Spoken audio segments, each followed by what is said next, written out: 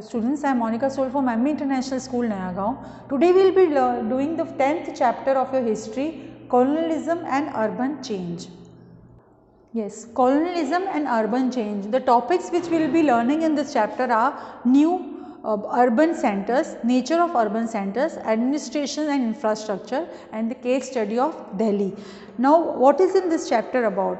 Previously you read about the changes that occurred in the countryside under the British rule. जब British का rule था तो जो भी चेंजेस अपने कंट्री में आए वो आपने पहले चैप्टर में पढ़ा था. The nature of towns and cities also change under them.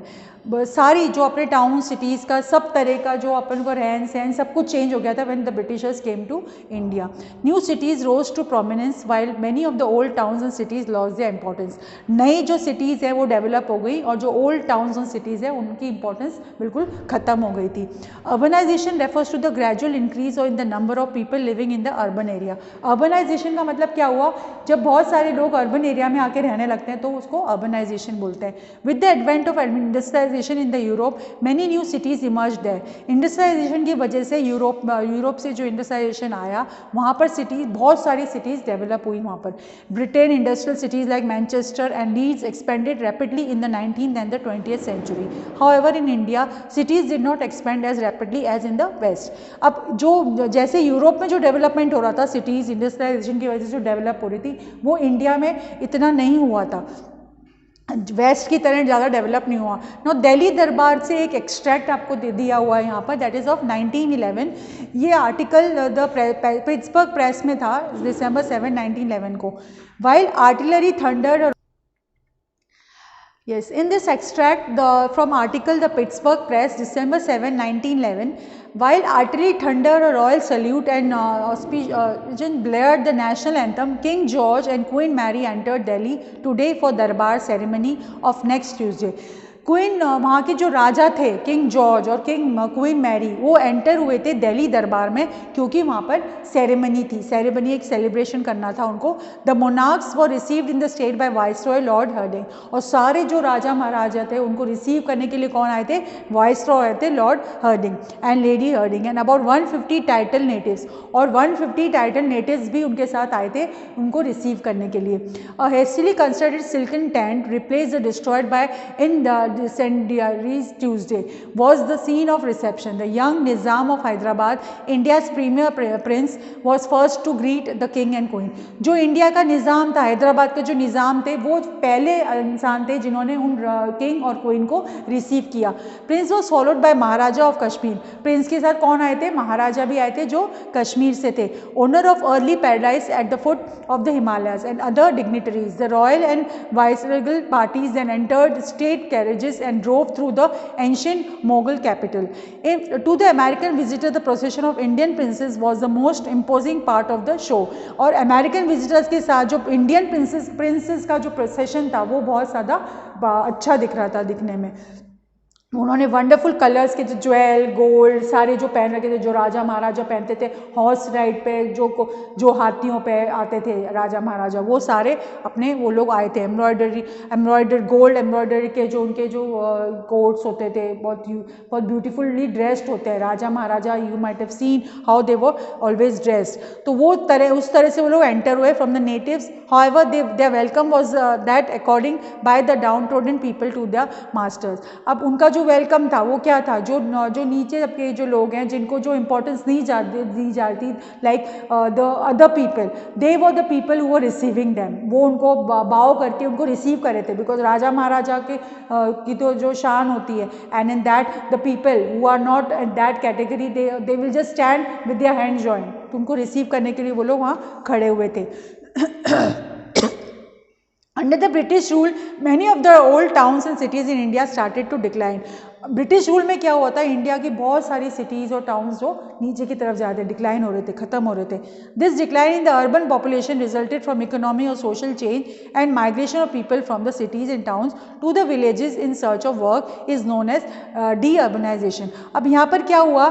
जो अर्बन पॉपुलेशन है वहाँ इकोनॉमिक और सोशल चेंज की वजह से लोग बाग माइग्रेट करने लग गए क्योंकि उन लोगों को ये वो चीज़ जो हाई लेवल जो ब्रिटिशर्स आए उन्होंने बहुत शान और शौकत जो देखी उससे वो थोड़ा सा घबरा गए, उनको पता नहीं कि हम कैसे काम कर पाएंगे इनके अंडर में। सो उनका माइग्रेशन क्या किधर की तरफ होने लगा, वो लोग सिटीज़ और टाउन छोड़ के वहाँ पर विलेज की तरफ वापस लौटने लगे। तो that is called D urbanisation.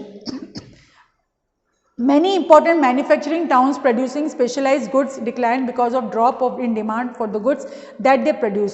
Dhaka, Murshidabad, which had been famous for the textile work, suffered as Indian markets become flooded with cheap factory produced goods from Britain. अब ये जो मैन्युफैक्चरिंग प्रोडक्ट्स थे, जो अपने हैंडीक्राफ्ट, जैसे ढाका मुर्शिदाबाद में textile work बहुत ज़्यादा फेमस था, वो डाउन चला गया क्योंकि ब्रिटिशर्स ने अपनी फैक्ट्री इंट्रोड्यूस कर दी जो कि चीप रेट में सारा क्लॉथ जो बेचते थे, उसकी वजह से अपने जो हैंडीक्राफ्ट थिंग था उनको एक सेटबैक लगा, वो खत्म होने लग गए।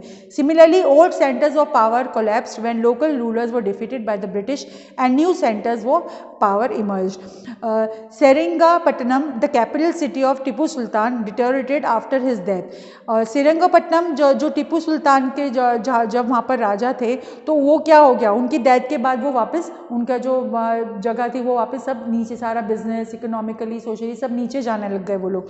And such cities became D urbanise, वो भी सिटी डी अर्बनाइज हो गई, वहाँ पर से छोड़ के लोग बाग विलेज की तरफ जाने लग गए। By the early 20th century only a few people, proportion of people were living in the cities, बहुत कम लोग सिटीज़ की तरफ में रहने लग गए, वहाँ पर सब लोग छोड़ छोड़ के वहाँ से भगने लग गए।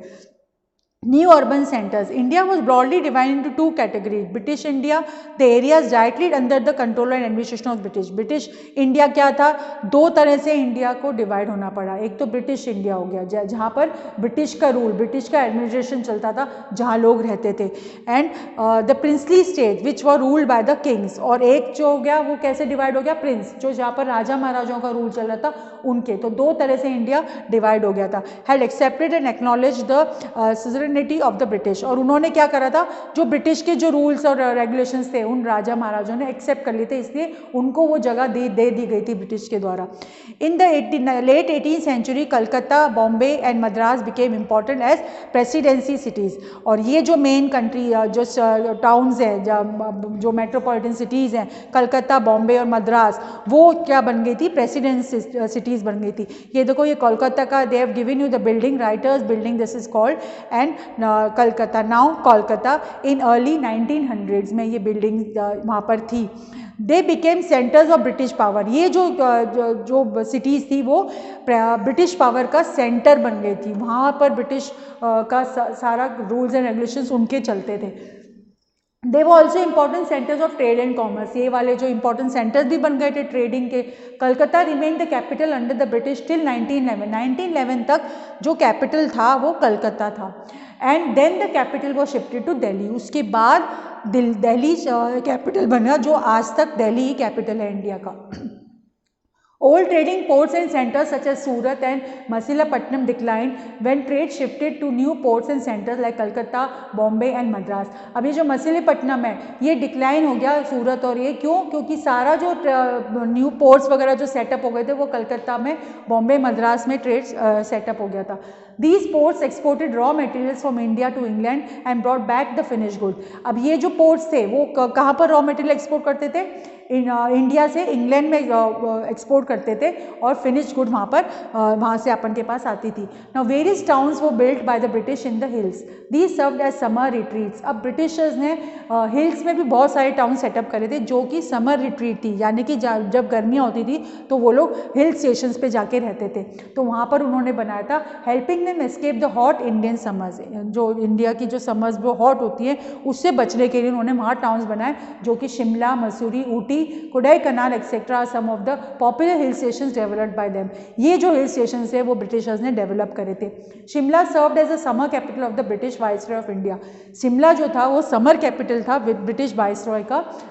इन 1864 the British declared Shimla as a summer capital of British India, और समर कैपिटल ब्रिटिश इंडिया का उन्होंने शिमला को डिक्लेयर कर दिया था। The British also developed cantonment area, this cantonment areas were British military settlements which were originally meant to serve as barracks for the British officers. However, they also housed civilians such as the families of the officers and servants. Lansdowne is an important example of the cantonment. ये cantonment area जो था जहाँ पर military settlement से जो अपनी families के और हाउस सिविलियंस के साथ भी वहाँ पर लोग रहते थे। Nature of the urban centres,